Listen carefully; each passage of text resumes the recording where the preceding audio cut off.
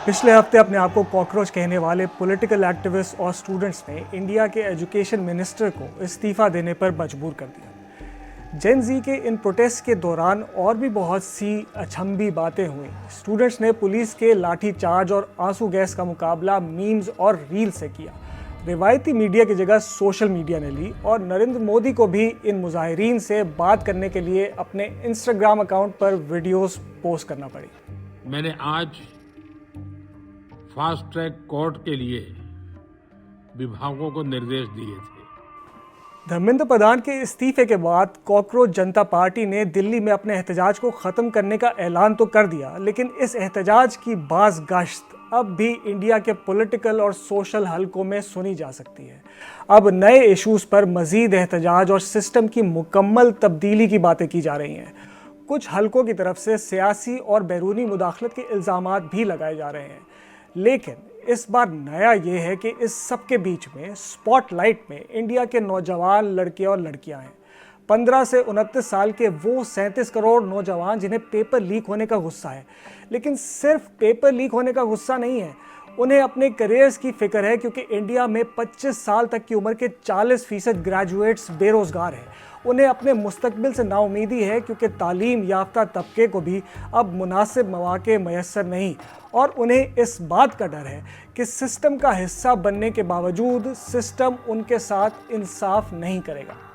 तो फिर सवाल ये है कि इंडिया के पॉलिटिकल, इकोनॉमिक और एजुकेशन सिस्टम को और पिछले 12 साल से इस सिस्टम को चलाने वाली भारतीय जनता पार्टी को अपने मुल्क के नौजवानों से क्या वाकई कोई सियासी खतरा है?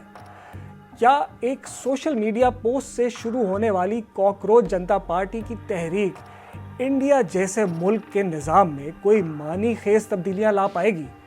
और क्या जेन जी के दौर में अब सियासी एहतजाज का मतलब और तरीके बदल चुके हैं?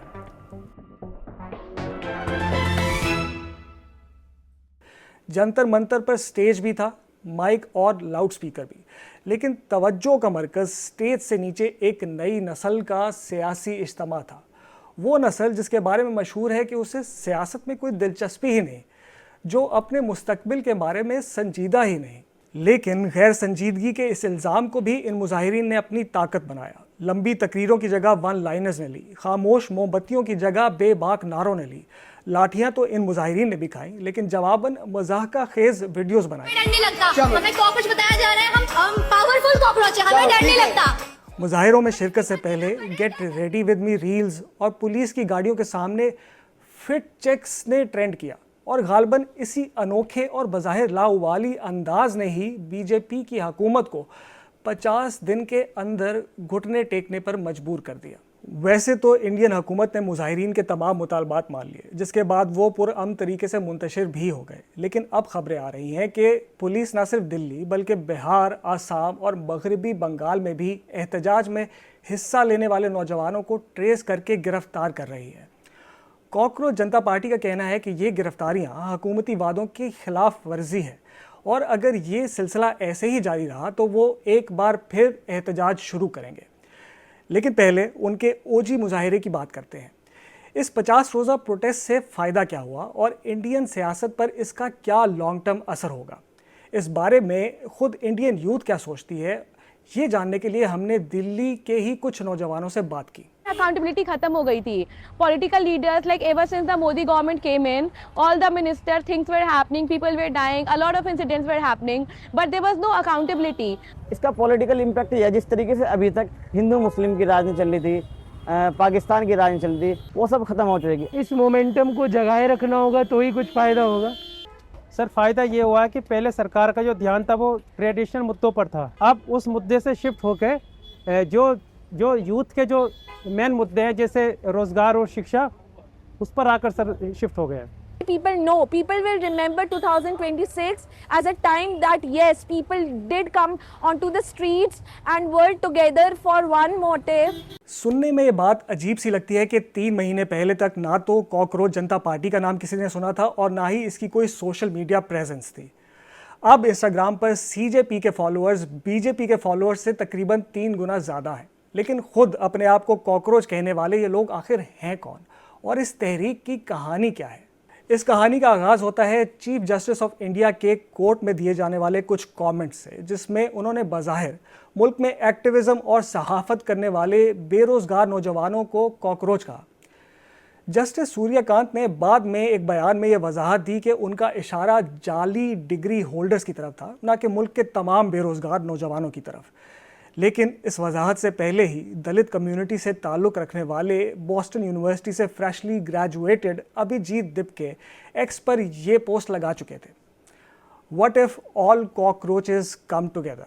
इसके बाद उन्होंने AI की मदद से कॉकरोच जनता पार्टी की वेबसाइट, लोगो और ब्रांडिंग बनाई और इस वेबसाइट पर CJP में शमूलियत का फॉर्म भी अपलोड कर दिया। इस पार्टी में शमूलियत के 4 क्राइटेरियाज में से एक था बेरोज़गार होना। ये तंज़िया तहरीक इतनी तेज़ी से मकबूल हुई कि एक हफ्ते के अंदर अंदर अभिजीत ने इसका रुख नीट इम्तिहानात में पेपर लीक होने के संजीदा मुद्दे की तरफ कर दिया और वज़ीर तालीम के इस्तीफ़े का मुतालबा किया।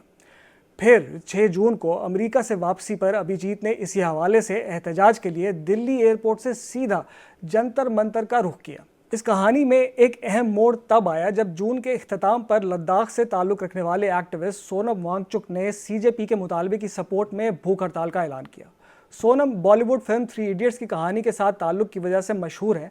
इस तहरीक के चंद और अहम चेहरों में CJP के स्पोक्स पर्सन सौरभ दास और आशुतोष रिंका भी शामिल हैं।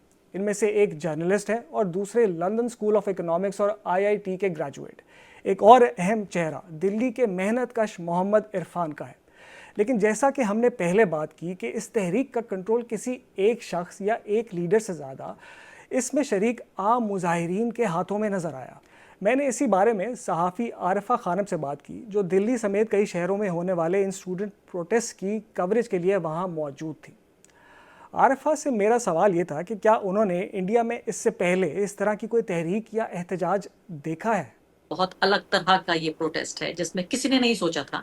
लगता था कि ये तो बड़ी लापरवाह किस्म की जनरेशन है, इसको किसी बात से कोई फर्क नहीं पड़ता। इतना संजीदा ये पूरा मूवमेंट बन गया कि देखिए, आप मैं कहूंगी कि अगर something closest to overthrowing a government, यानी एक मिनिस्टर का इस्तीफा या प्राइम मिनिस्टर का इस्तीफा, बहुत ज्यादा फर्क नहीं है इस चीज में। सबसे बड़ी बात यह है द गवर्नमेंट ब्लिंक्ड, उसने आंखें अपनी झपकाई हैं कि हाँ, हम आपको सुन रहे हैं। और इसके बारे में एक और बात बताना चाहती हूँ कि अभी आप और हम जब बात कर रहे हैं तो अभी तक हम जेनजी के इनकलाब की बात कर रहे थे। आपको ये मालूम है कि हिंदुस्तान के बहुत सारे गांवों में बच्चे, स्कूल के बच्चे सरकारी स्कूलों से बाहर आकर और बिजली देने के लिए, पंखा देने के लिए, टॉयलेट साफ होने चाहिए, टीचर्स होने चाहिए स्कूल में, इसके लिए जेन अल्फा स्कूल यूनिफॉर्म में दर्जनों की तादाद में बच्चे बाहर आकर इनकलाब जिंदाबाद के नारे लगा रहे हैं। हमने तो सोशल मीडिया पर देखा कि ये प्रोटेस्ट इसमें बहुत जोश व खरोश था। जो प्रोटेस्टर्स थे उनका स्टाइल भी डिफरेंट था, अप्रोच डिफरेंट थी। ऑन ग्राउंड आपको क्या लगता है कि इसकी जो रियलिटी थी वो सोशल मीडिया की जो परसेप्शन है उससे कितनी डिफरेंट थी या वैसी ही थी? ये समझिए कि चूंकि ब्लैकआउट किया था so called main stream media ने और सिर्फ इसको ऑल्टरनेट मीडिया कवर कर रहा था, जिसके पास ज्यादा रिसोर्सेज नहीं है, जो आप टेलीविजन पर देख पाए, जो आप अपनी मोबाइल स्क्रीन पर देख पाए और जो कवर हो पाया, वो उसका जर्रा बराबर भी नहीं है जो एनर्जी मैंने एक इंसान के तौर पर, एक हिंदुस्तानी के तौर पर और एक सहाफी के तौर पर महसूस की जमीन पर। अभी कई ऐसी चीजें हैं जो बाहर आना बाकी हैं और आपके प्रोग्राम के जरिए भी मैं बताना चाहती हूँ कि हर लिहाज से न सिर्फ कि ये एक यंगस्टर्स का, हमारे जवानों का एक मूवमेंट था, ये हमारे बेरोजगारों का भी मूवमेंट था, ये एक तरह का फेमिनिस्ट मूवमेंट भी था जिस पर कम लोगों ने बात की है कि ऐसे शहर में जिसको माना जाता है कि सेफ नहीं है लड़कियों के लिए, उस शहर में लड़कियां पूरी रात सड़क पर नारेबाजी कर रही हैं और अपने को महफूज महसूस कर रही हैं। आपको नहीं लगता कि ये एक तरह का फेमिनिस्ट मूवमेंट भी है? तो मुझे ऐसा लगा, ऐसा एहसास हुआ कि शायद इस वक्त, इस लम्हे में, आज के दिन जिसके पास जो परेशानी है और जो नाराजगी है इस हुकूमत से, वो लेकर अपनी अपनी थाली सजाकर सब जंतर मंतर आ गए थे। और जो लोग वहां नहीं भी आए थे प्रोटेस्ट में, वो भी आते थे खाना पानी लेकर, और किसी ने ये नहीं पूछा कि तुमको पानी दूंगा अगर तुम अशोक हो तो दूंगा, लेकिन अगर तुम असलम हो तो नहीं दूंगा। इंडिया में बीजेपी को मरकजी हुकूमत की भागदौड़ संभाले 12 साल हो चुके हैं। नरेंद्र मोदी 2014 से मुल्क के वज़ीर आज़म हैं। जब वो पहली बार वज़ीर आज़म बने थे तो मरकज़ के अलावा 7 रियासतों में बीजेपी की हुकूमत थी। आज इंडिया की 28 में से 21 रियासतों में बीजेपी की हुकूमत है या वो हुकूमती इत्तेहाद का हिस्सा है। सियासी मुबसरीन बीजेपी की मकबूलियत की वजह इंडिया में हिंदुत्व नज़रिए की मकबूलियत को करार देते हैं। उनके मुताबिक बीजेपी के गुज़श्ता 12 साल मुल्क की अक़लियतों के लिए ज़्यादा अच्छे साबित नहीं हुए, ख़ास तौर पर इंडिया के मुसलमानों के लिए। फिर साथ साथ इन 12 सालों में इंडिया में इजहार राय की आज़ादी, अदलिया की खुद मुख्तारी और हुकूमत की कारकर्दगी पर भी बड़े सवालिया निशान उठते रहे हैं। लेकिन ये सब कंट्रोवर्सीज नरेंद्र मोदी और बीजेपी की अवामी साख को खातिर खा नुकसान पहुंचाने में नाकाम रही हैं। वैसे तो मुखालफिन को उम्मीद है कि सीजेपी का ये धरना बीजेपी के डाउनफॉल का आगाज़ होगा, लेकिन क्या कॉकरोच जनता पार्टी एक मकबूल और ताकतवर हुकूमत के लिए एक रियलिस्टिक सियासी खतरा साबित हो सकती है? मैंने इस बारे में दिल्ली में बीबीसी हिंदी के एडिटर नितिन श्रीवास्तव से बात की और उनसे इसी सवाल का जवाब जानने की कोशिश की। उन्होंने ये अभी तक कहीं जाहिर नहीं किया है कि वो पॉलिटिक्स में आना चाहते हैं या वो इलेक्शंस लड़ना चाहते हैं या उनका कोई पॉलिटिकल मकसद है।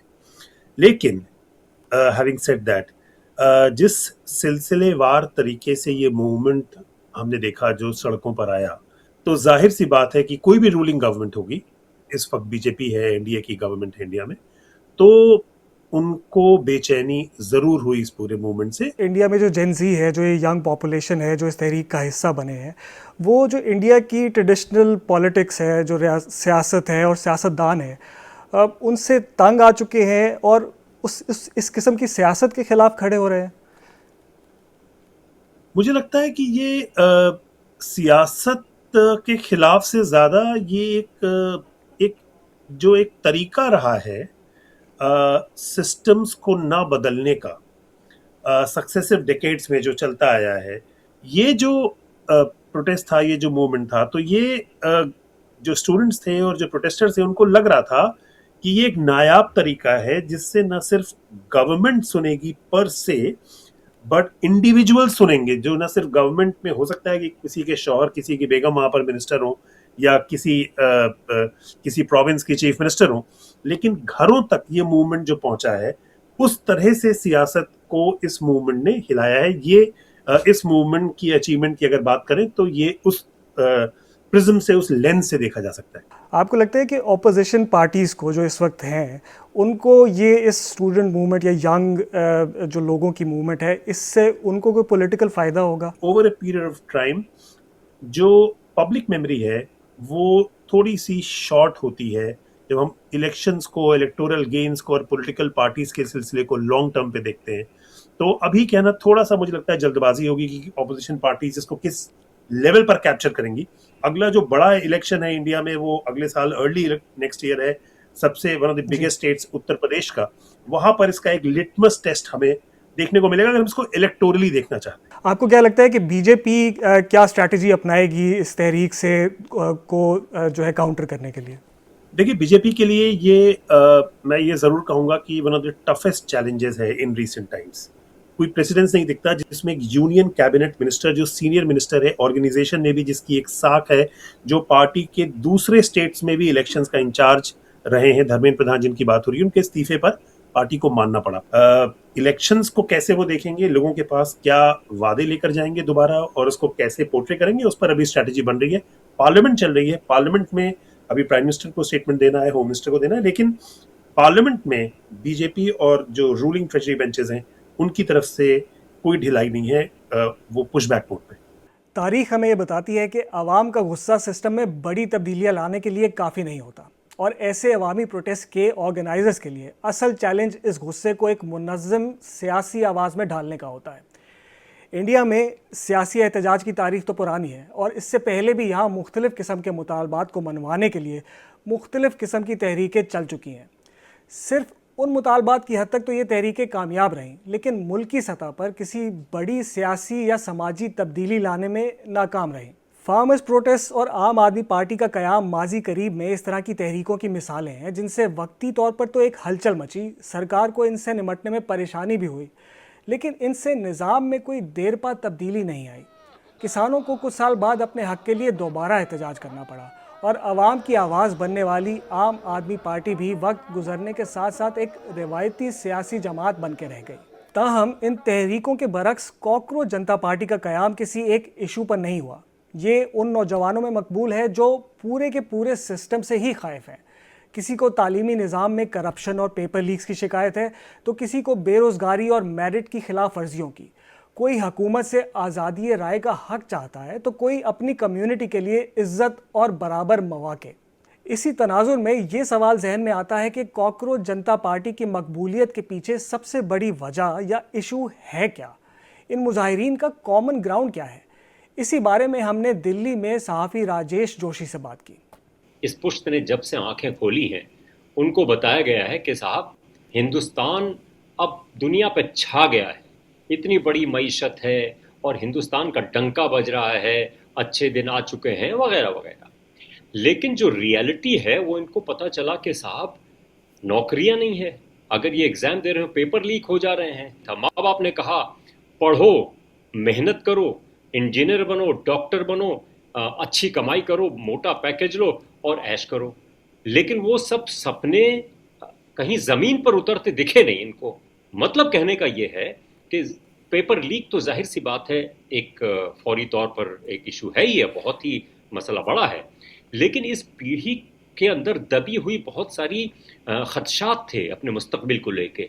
उनको लगा कि शायद सड़क पर उतरने के अलावा और कोई रास्ता नहीं।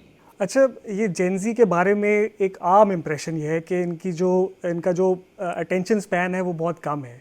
ये काम शुरू करते हैं लेकिन फिर अगर उनका इंटरेस्ट ख़त्म हो जाए तो उसको छोड़ देते हैं। तो क्या आपको क्या लगता है कि कॉकरोच जनता पार्टी के साथ भी कहीं ऐसा ही तो नहीं होगा कि जो तहरीक शुरू हो गई है ये कुछ अरसे बाद फिजल आउट हो जाएगी? देखिए, कॉकरोच जनता पार्टी रहे या ना रहे, कल ये फिजल आउट हो जाए उससे कोई फ़र्क नहीं पड़ता है, क्योंकि जो ये जेन ज़ी है हिंदुस्तान की, इसमें एक फायर तो इग्नाइट ये कर दिया है इन लोगों ने। हो सकता है कॉकरोच जनता पार्टी इस शेप में ना रहे, कुछ और फॉर्मल शेप दें इसको, लेकिन जो मसाइल इन्होंने उठाए हैं, वो जितने भी बेरोज़गार नौजवान हैं जो बहुत गरीब तरीन परिवारों से आते हैं, उनको ये बहुत लगता है ज़रूरी है कि इन पर कोई, ये जो हुक्मरान हैं, सियासतदान हैं, ये इसकी तरफ अपना ध्यान लगाएं और इसको दुरुस्त करें। हमने ये भी देखा है कि किसी तहरीक को, किसी मूवमेंट को सस्टेन करने के लिए लॉन्ग टर्म किसी डेडिकेटेड लीडरशिप की ज़रूरत होती है। तो क्या आपको लगता है कि सीजेपी में इटसेल्फ कोई ऐसे लीडर्स हैं या ऐसे लोग हैं जो कि इस तहरीक को आगे लेकर चल सकें, उसको लीड कर सकें?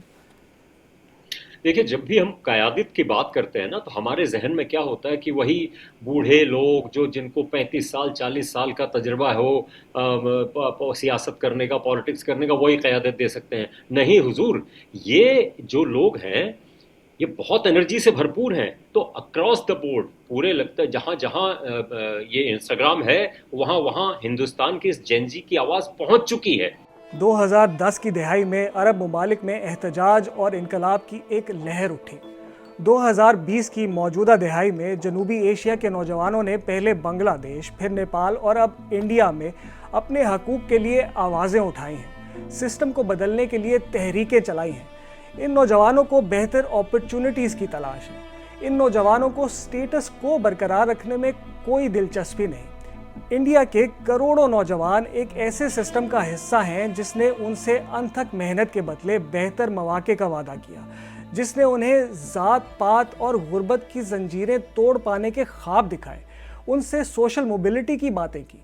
लेकिन जब उसी सिस्टम के अंदर तक रची बसी बदउनवानी ने उन नौजवानों से उनकी मेहनत का सिला छीन लिया, उन पर कॉकरोच होने का लेबल लगाया और उन्हें इंसाफ की कोई राह दिखाई ना दी, तो उन्हें एहतजाज के लिए सड़कों पर आना पड़ा। लेकिन इस एहतजाज को सिर्फ एक सियासी पार्टी या एक सियासी रहनुमा के खिलाफ समझना शायद सही ना हो, क्योंकि इस नस्ल का शिकवा पूरे सिस्टम से है, उस सिस्टम से जिसमें अब जेन ज़ी के इन 37 करोड़ नौजवानों के ख्वाबों का बार सहने की सकत नहीं रही।